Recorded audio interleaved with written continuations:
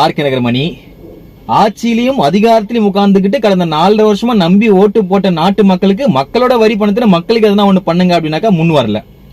இடியாப்போம் அப்படின்ற மாதிரி தான் போச்சு. உண்மையா இல்லையா? நீங்களே சொல்லுங்க. ஆனா எந்த அதிகாரத்திலையும் இல்லாம தளபதியின் ரசிகனாக அன்று மன்ற பணியில் ஈடுபட்டு இன்று கட்சி பணி வரை தொடங்குகிறார் சென்னை துறைமுகம் டி ராஜேஷ் அண்ணா அவர்கள். யாரோட வரி பணமும் கிடையாதுங்க, யாரையும் ஊழல் பண்ணி சம்பாதிச்ச பணம் கிடையாது. இது எங்களோட பணம், அண்ணன் ராஜேஷ் அண்ணா அவர்களோட பணம், அவரை பயணிச்சிட்டு இருக்கிற அவர்களோட பணம்.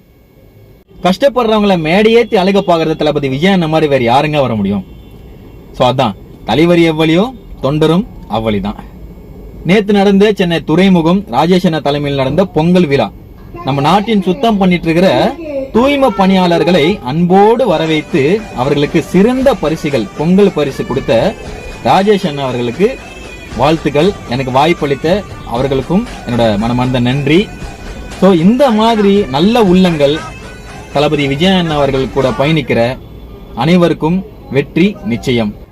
ஹாப்பி பொங்கல் வாழ்த்துக்கள் ராஜேஷ் அண்ணா. பார்த்தால் அது வரமே, நினைத்தால் உனை நினைத்தால் கண்ணில் கண்ணீர் மழை வருமே. யாரோ